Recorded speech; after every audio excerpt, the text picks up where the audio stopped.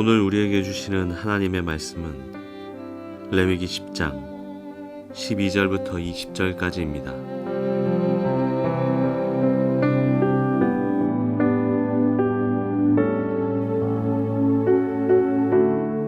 모세는 아론 및 살아남은 아론의 두 아들 엘르아살과 이다말에게 말하였다. 주님께 살라 바치는 제사를 드리고 남은 곡식 제물은 형님과 형님의 아들들이 가지십시오. 누룩을 넣지 않고 만든 것은 제단 옆에서 먹도록 하십시오. 그것은 가장 거룩한 제물이므로 거룩한 곳에서만 먹어야 합니다. 그것은 주님께 살라 바치는 제물 가운데서 형님과 형님의 아들들이 받은 몫이기 때문입니다. 주님께서 나에게 그렇게 명하셨습니다.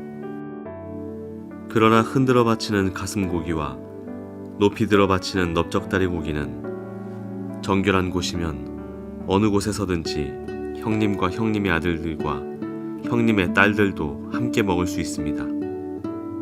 그것들은 이스라엘 자손이 바친 화목제사의 제물 가운데서 형님과 형님의 아들들의 몫으로 주신 것이기 때문입니다. 기름기를 불에 살라 바치면서 함께 높이 들어 바치는 넓적다리 고기와 흔들어 바치는 가슴 고기는 주님 앞에서 흔들어서 바치고 나면 주님께서 명하신 대로 영원히 형님과 형님의 아들들이 차지할 몫이 됩니다.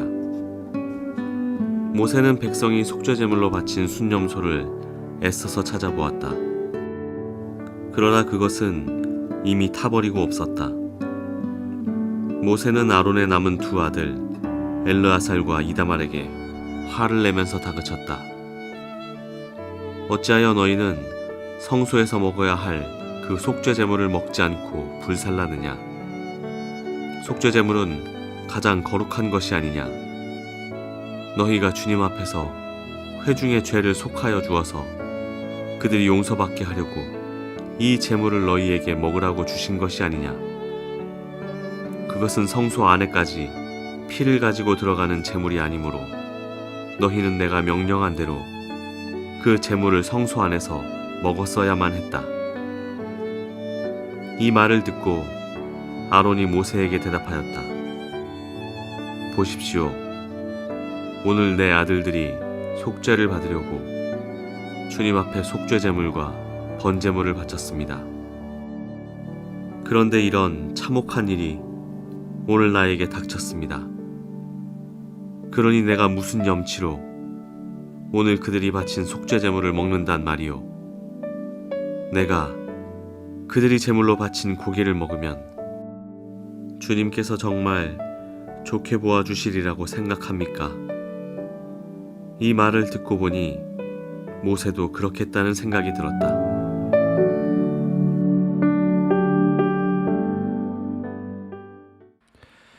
비록 주님 앞에 다른 불을 들여서 죽음을 맞이한 나답과 아비후의 비극적인 사건이었지만 아론과 남은 두 아들인 엘르아살과 이다말은 계속해서 제사를 드려야만 했습니다.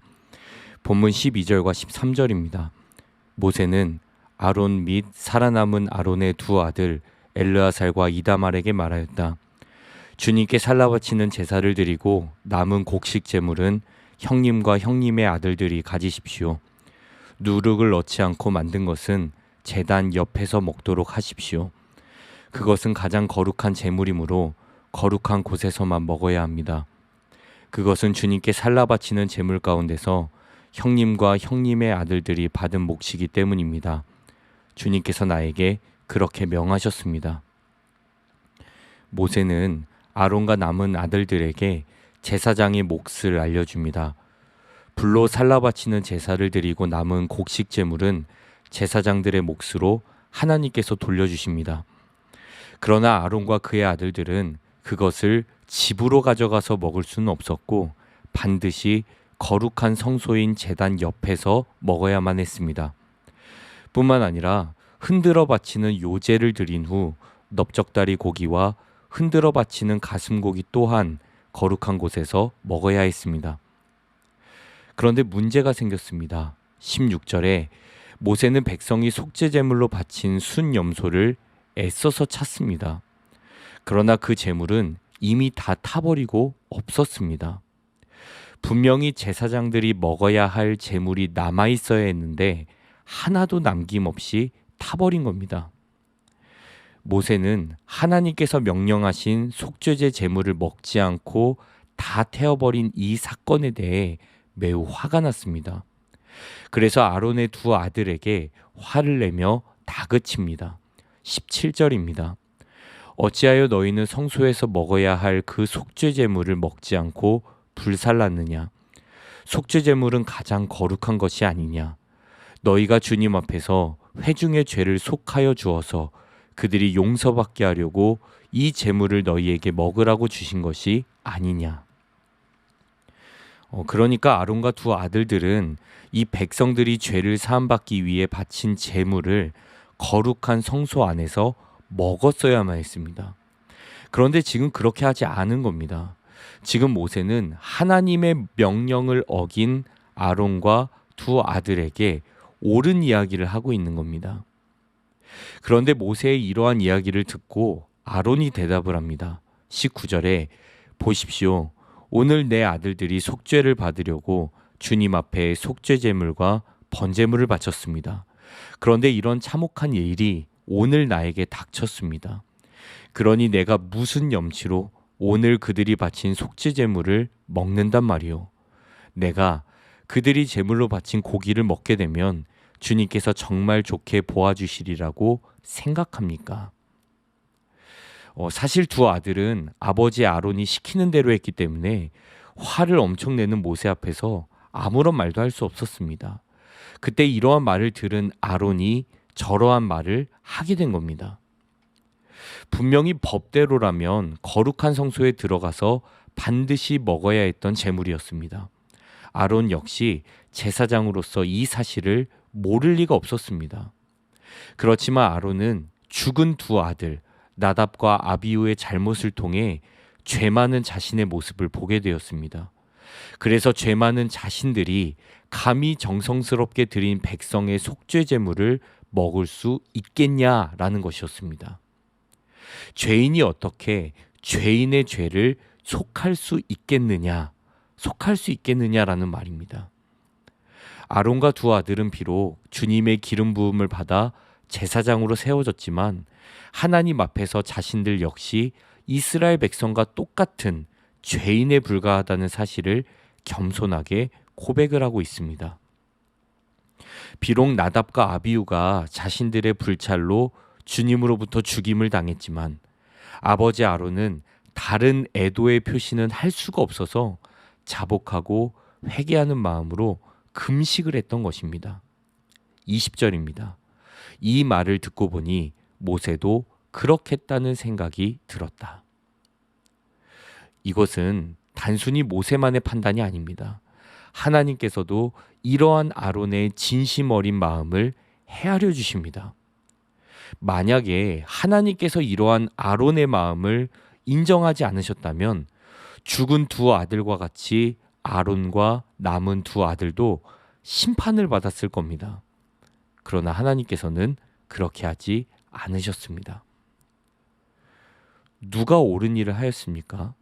모세와 아론의 두 입장은 서로 대립하는 것처럼 보입니다. 한 사람은 하나님의 명령에 따라 제물을 먹었어야 했다고 말합니다. 그러나 또 한 사람은 하나님 앞에서 죄된 모습을 있는 그대로 보이면서 양심을 지키고 있습니다. 모세가 옳습니까? 아니면 아론이 옳습니까? 오늘 말씀을 보니까 둘 다 하나님 앞에 옳은 말을 했습니다. 극과 극의 입장인 것 같지만 하나님께서는 두 입장 모두를 인정해 주셨습니다. 성경 구절이 떠오릅니다. 호세아 6장 6절. 내가 바라는 것은 변함없는 사랑이지 제사가 아니다. 불살라 바치는 제물보다 너희가 나 하나님을 알기를 더 바란다. 사무엘상 16장 7절. 나는 사람이 판단하는 것처럼 그렇게 판단하지 않는다. 사람은 겉모습만을 보고 판단하지만 나 주는 중심을 본다.